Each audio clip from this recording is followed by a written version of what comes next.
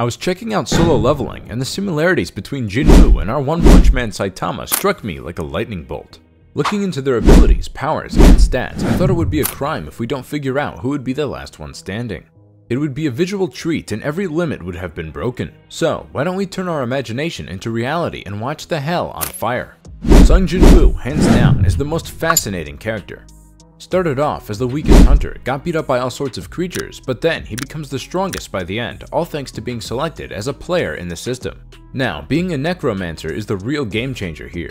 Resurrecting the dead? That's like a cheat code. Not only does he fight solo, but he also brings back his defeated opponents to fight for him. That's some serious power move.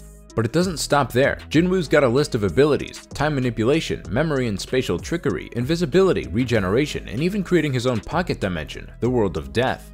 Inside there, he's practically a god. It's a whole buffet of superpowers. The dude can do almost anything. Now, how strong is Jin Woo? Some folks say he's at least a large planetary. Apparently, he's got enough power to mess up Earth, but not like a one punch and done deal. It takes time, and we know Jin Woo goes way beyond just the average planetary strength, especially considering how he wiped out those monarchs like they were nothing. Some go as far as saying Jin Woo is universal. The light novel drops some serious lore, talking about a supreme being creating the universe and pitting rulers against monarchs. Jin Woo took care of the monarchs, so some say he's up there with the supreme being. Jin Woo danced with the monarch of destruction, dodging attacks moving at the speed of light. And he's got an army of shadows, and these shadows are stronger than the monarchs.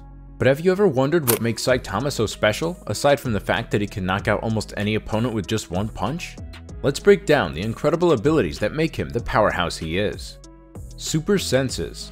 Imagine having super sharp hearing and sight. Saitama's got it covered. He can keep up with fast-moving objects and people, see things in the dark, and even pinpoint the exact location of a spaceship from the moon in less than 2 seconds. He's basically like a superhuman radar, tuning into conversations far away while effortlessly taking care of business. Ever wish you could eavesdrop on a conversation happening miles away? Saitama can. Super speed.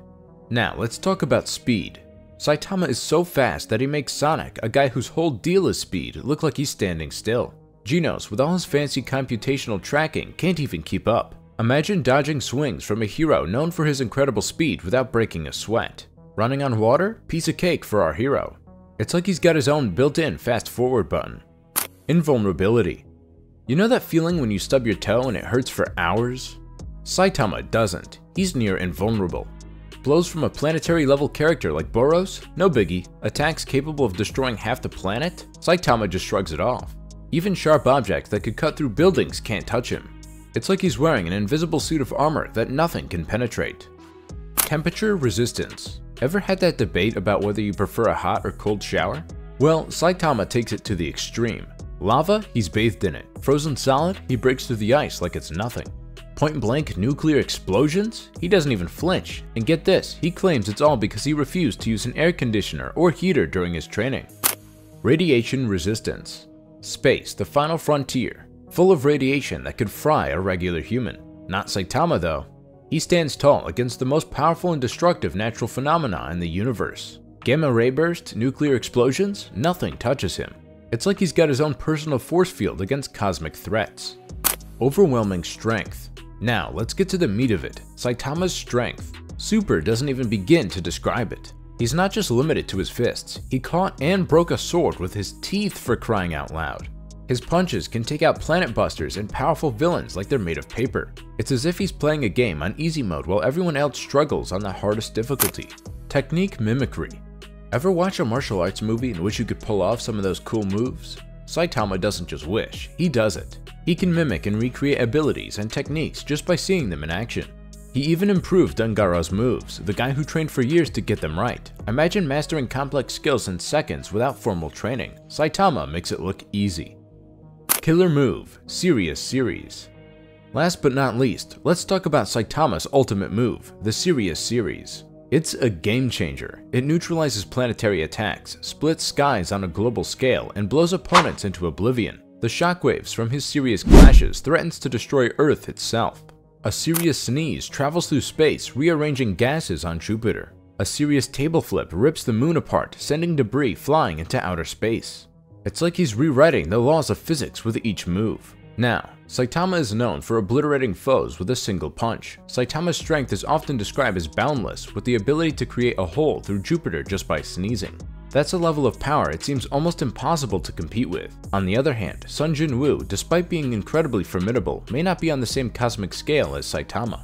Yeah, I know Sung's power is augmented by almost 10 million immortal shadow soldiers, a force that could make any army overpowered. But even with this formidable army, does he truly stand a chance against the unparalleled might of Saitama? And what about the 1% of speed that only Saitama possesses? Could Jin Woo, with his dagger and planetary level feats, truly outspeed the One Punch Man? There's the intriguing comparison between the training routines of Jin Woo and Saitama. Sung follows a workout regimen similar to Caped Baldy's: 100 push-ups, 100 sit-ups, 100 squats, and a 10-kilometer run. Does this suggest a connection between the two characters, or is it just a nod from the creators? Could following Saitama's routine really elevate Jin Woo to the same level of strength and power? Fans on social media have been quick to pick up on these parallels. If you're watching Solo Leveling, you can't help but notice something familiar, something that brings back memories of One Punch Man. Some fans are playfully speculating about Jin Woo's potential for unstoppable strength. Others are digging into the strategic aspect of his training. It's like a puzzle, everyone has their take on it. And this diversity of opinions adds depth to the conversation, making the anime community buzz with excitement. Now, let's talk about something interesting, the classification system. Both Solo Leveling and One Punch Man have this ranking thing going on. In Solo Leveling, it's the Hunter rankings, similar to the Hero Association in One Punch Man. S-rank heroes are the cream of the crop, while E-rank heroes are, well, not so heroic. Jin Woo starts as an E-rank, but hold on, he doesn't stay there for long. After some jaw-dropping moments on Jeju Island, he climbs up to become an S-class hunter. That's a major leap, right? On the flip side, Saitama from One Punch Man is stuck with a C-rank hero status thanks to his poor performance on the written part of the hero exam. But he's actually way more powerful than his rank suggests. It's a cool parallel between the two series, don't you think? Both Solo Leveling and One Punch Man are like extreme versions of the classic shonen power fantasy. Saitama, true to his title, punches his way through every opponent effortlessly. It's all about the thrill of battle for him, but Jin Woo takes it to another level. While Saitama wishes for a challenging fight to feel excitement again, Jin Woo conquers entire regions like Jeju Island, facing formidable foes and proving he's on a whole different level. So, are you ready for the fight? It's a big fight between Jin Woo, the Shadow Monarch, and Saitama, the One Punch Man. Let's break down what might happen when their superpowers collide. Stealth versus super senses. Jin Woo is a ninja in the shadows, really good at hiding.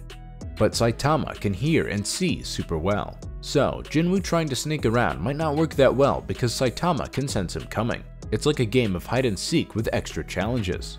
Shadow extraction versus technique mimicry. Jin Woo can bring back shadows of people he defeated, and Saitama can copy any move he sees.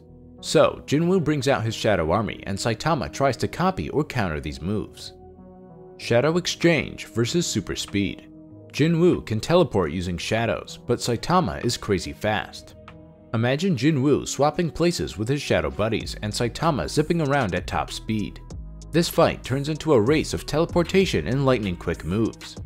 Regeneration versus invulnerability. Jin Woo can heal super fast, and Saitama can take hits like it's nothing. So, Jin Woo keeps healing and Saitama just keeps on tanking those attacks. It's a battle of endurance. Memory manipulation versus overwhelming strength. Jin Woo can mess with memories, and Saitama can punch through pretty much anything. So, Jin Woo tries to use his tricky memory powers, and Saitama flexes his muscles to counter. It's a brain game against pure strength. Temporal paradox versus temperature and radiation resistance. Jin Woo messes with time, and Saitama is immune to extreme heat and radiation.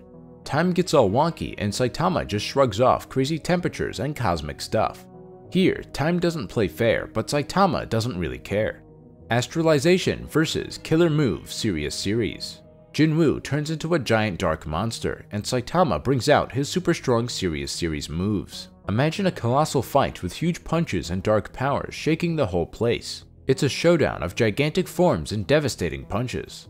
The unpredictable finale. As the battle goes wild, with time going crazy and powers clashing, it's hard to know who will win. Both Jin Woo and Saitama are pushed to their limits.